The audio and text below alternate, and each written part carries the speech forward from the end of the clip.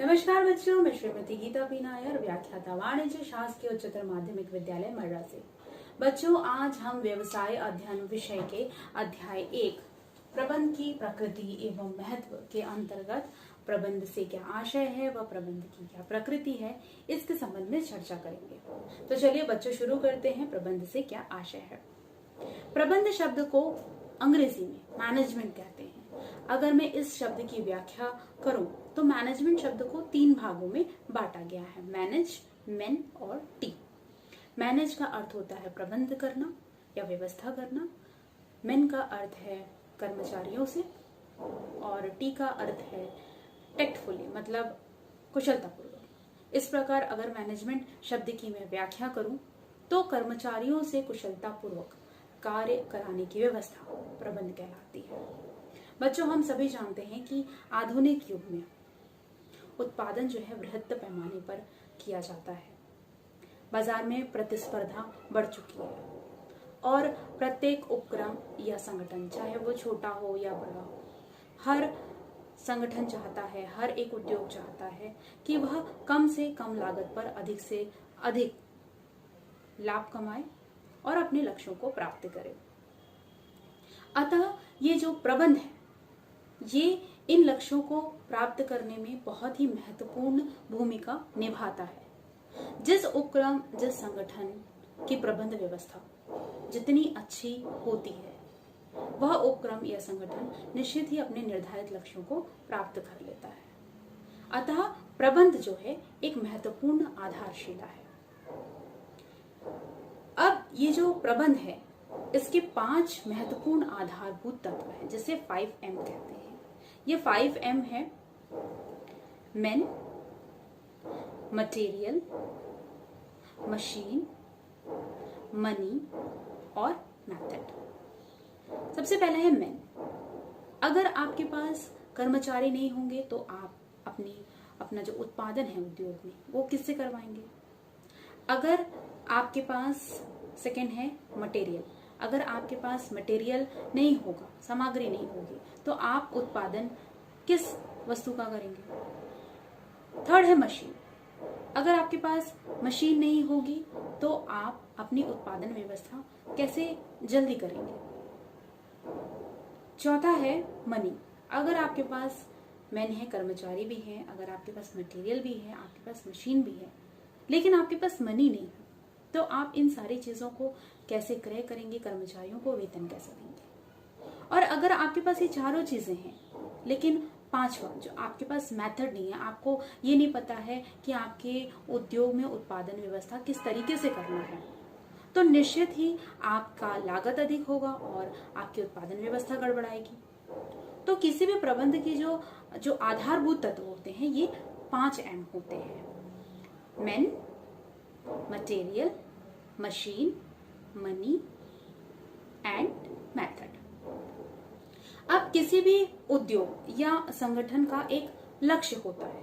वो लक्ष्य होता है कि अच्छी वस्तुओं और सेवाओं का उत्पादन करना। अब ये जो प्रबंधक है सबसे पहले इन 5 आधारभूत तत्वों का प्रयोग करके प्रबंधकीय कार्य संपादित करते हैं। ये प्रबंधकीय कार्य क्या है?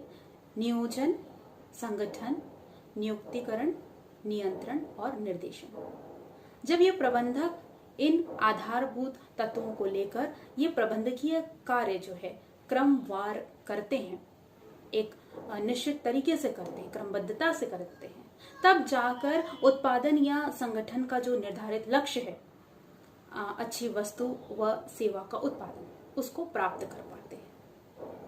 तो इस तरीके से किसी भी उद्योग या संगठन के लिए ये 5 आधारभूत तत्वों का होना आवश्यक है तथा इन प्रबंधकीय कार्यों को सुनियोजित तरीके से करना भी आवश्यक है, तब जाकर उत्पादन या संगठन अपने लक्ष्यों को प्राप्त कर पाता है।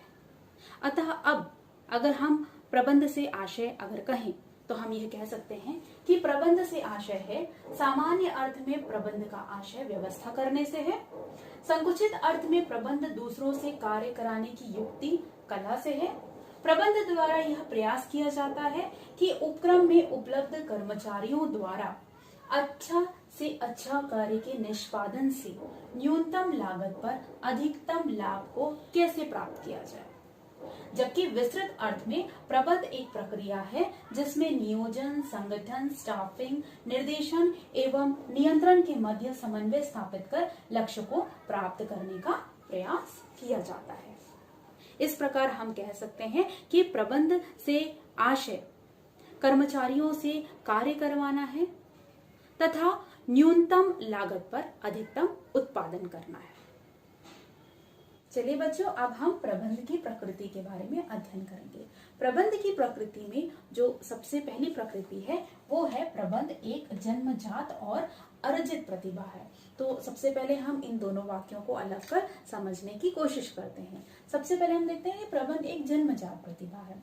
जन्मजात से यहाँ आशय है कि वह व्यक्ति जिसमें जन्म से ही वह गुण मौजूद हो। अतः प्रबंध एक जन्मजात प्रक्रिया से आशय है कि कुछ व्यक्ति ऐसे होते हैं जिनमें जो जन्म से ही काफी कुशल, अनुभवी और चतुर होते हैं। उनमें दूसरे व्यक्तियों को निर्देशित करने की और नेतृत्व करने की योग्यता होती है। जैसे हम कहते हैं ना कि किसी गायक का गला और नर्तकी के पैर ईश्वर की देन है, उसी प्रकार से कुछ व्यक्ति ऐसे भी होते हैं जिनमें प्रबंधक के गुण जो है वो बचपन से ही विद्यमान रहते हैं।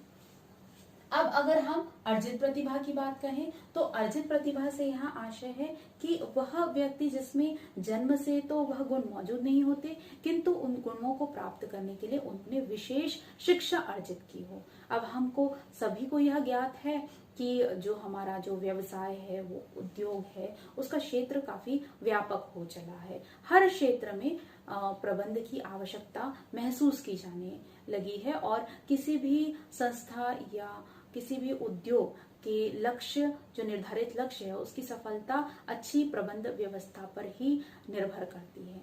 अतः कुछ अंतर्राष्ट्रीय स्तर पर, राष्ट्रीय स्तर पर, राज्य स्तर पर अनेक ऐसे संस्थान हो गए हैं जिसके अंतर्गत प्रबंध जैसे विषयों की शिक्षा दी जाने लगी है ताकि एक व्यक्ति उस शिक्षा को प्राप्त कर एक अच्छा प्रबंधक बन पाए। तो इस तरीके से हम देखते हैं कि प्रबंध एक अर्जित प्रतिभा है। कहने का तात्पर्य है कि उस गुण के लिए उसने विशेष शिक्षा प्राप्त की हो। तो इस प्रकार हम कह सकते हैं कि प्रबंध एक जन्मजात भी प्रक्रिया है और अर्जित भी प्रतिभा है। दूसरा है प्रबंध एक सार्वभौमिक क्रिया है। सार्वभौमिक से यहाँ आशय है कि जो सब जगह व्याप्त है।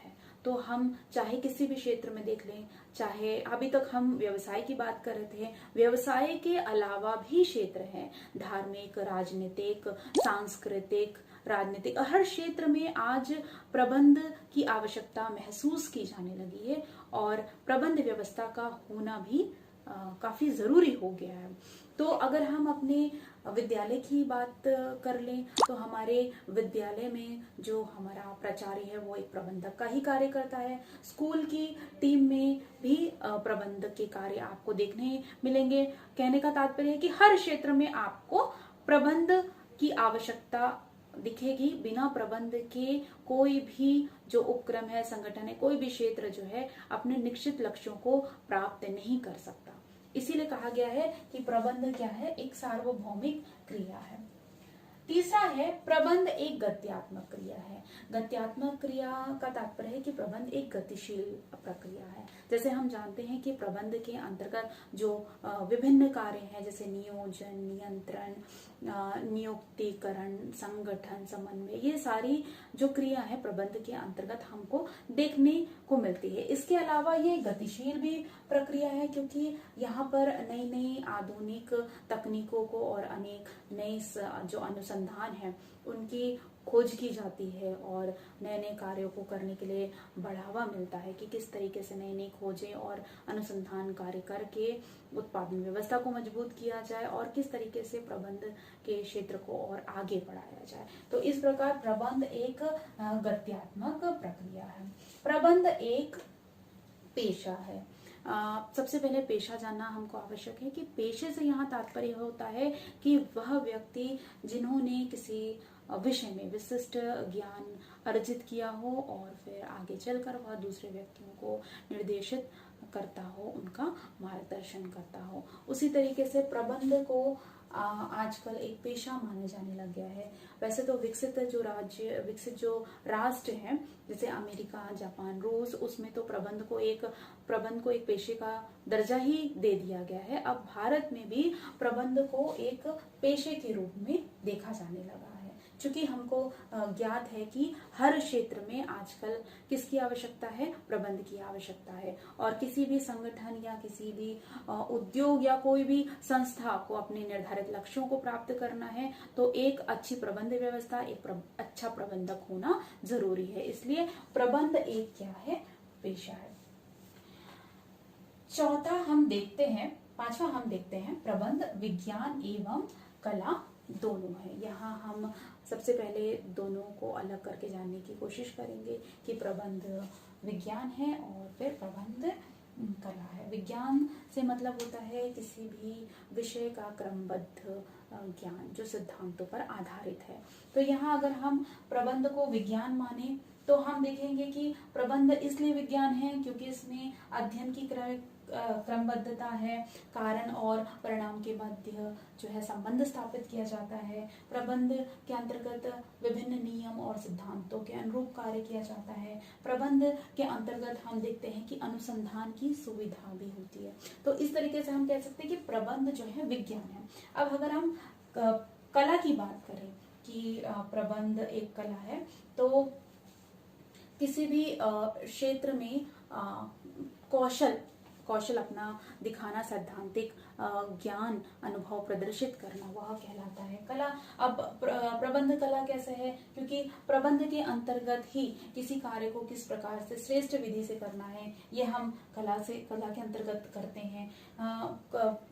प्रबंध कला है, इसके अंतर्गत आता है कि इसमें व्यक्तिगत दक्षता और ज्ञान का समावेश होता है। इसमें कला का उद्देश्य जो है वो रचनात्मक होता है। इसमें कल्पना और दूरदर्शिता विद्यमान रहता है, इसलिए हम इसे प्रबंध को कला भी कहते हैं। तो अगर हम निष्कर्ष के तौर पे ये कहें तो हम कह सकते हैं कि प्रबंध जो है वो विज्ञान भी है और कला दोनों है। तो इस तरीके से हम देखते हैं प्रबंध की प्रकृति कि प्रबंध एक जन्मजात और अर्जित प्रतिभा है, प्रबंध एक सार्वभौमिक क्रिया है, प्रबंध एक तथ्यात्मक क्रिया है, प्रबंध एक पेशा है और प्रबंध विज्ञान और कला दोनों है।